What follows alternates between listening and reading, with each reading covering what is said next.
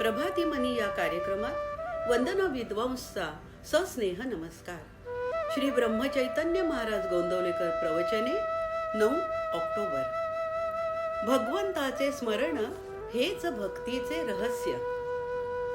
मी नाही तू आहेस हे जाणणे हीच खरी भक्ती होय. भक्तीचा विषय एक भगवंत ठेवला की बाकी सर्वांचा विसर पडतो. भक्ती केली की चित्त निर्विषय होते हे सांगावेच लागत नाही. स्वतःचे विस्मरण आणि भगवंताचे स्मरण हेच भक्तीचे रहस्य. भगवंताची प्राप्ती पाहिजे असेल तर भक्ती करावी. भगवंताच्या चरित्रात भक्तांच्या सर्व तऱ्हा आहेत, त्यामध्ये आपण कुठेतरी खासच बसू. भगवंताने त्या सर्वांना समाधान दिले, मग ते आपल्याला का मिळणार नाही? जग प्रगतीपथावर आहे हे खरे, पण पैसा, मुले, मान्यता वगैरे ऐहिक सुखांची वाढ होणे यालाच आपण प्रगती समजतो. भगवंताची भक्ती ही खरी प्रगती होय. ही प्रगती बाहेर दिसण्यासारखी नाही. भगवंता वाचून यश हे अपयशच समजावे. कित्येक वेळा अपयश हेच यश बनते, म्हणून अपयश आले तरी ते भगवंताच्या इच्छेने आले असे समजून शांत राहावे. भगवंत आहे असे म्हणणे किंवा मानणे याचा अर्थ असा की ही सर्व सृष्टी भगवंताने उत्पन्न केली आहे. त्या सृष्टीचे तो रक्षण आणि पालन करतो. सृष्टीमध्ये अनेक समूह आहेत, त्यांचे सुद्धा रक्षण आणि पालन तोच करतो. त्या समूहांपैकी आपण एक जीव आहोत आणि आपलेही रक्षण आणि पालन तो सदा करीत आहे. खरे पाहिले असता प्रत्येक मनुष्य अद्वैताचाच अभ्यास करीत असतो.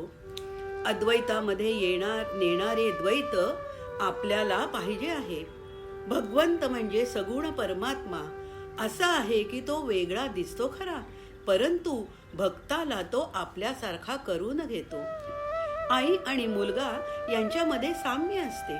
मुलाचा आवाज आईला नेहमी गोडच लागतो, त्याप्रमाणे भक्ताचा आवाज भगवंताला गोड लागतो.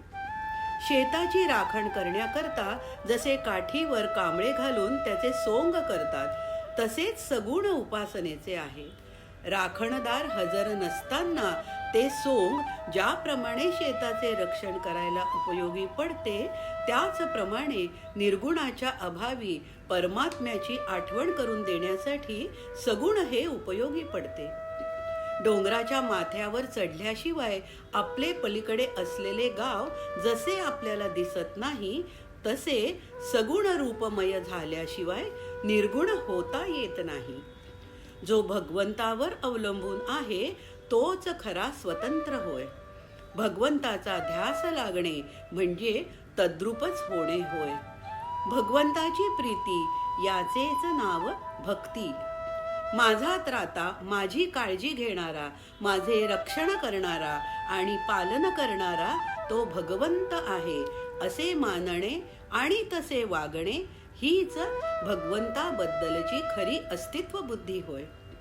आपले स्वतःवर जितके प्रेम आहे त्याच्यापेक्षा जास्त प्रेम भगवंतावर करणे हीच खरी उपासना आणि हेच जीवनाचे सर्वस्व होय.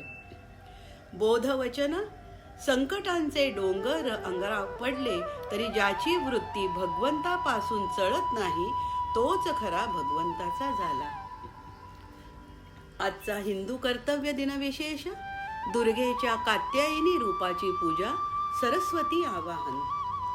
मंडळी, श्री रामरायाचे आणि श्री घंटाळी देवीचे शुभाशीर्वाद तुमच्या सर्व कुटुंबावर अक्षय्य राहोत ही प्रार्थना. जानकी जीवन स्मरण. जय जय राम.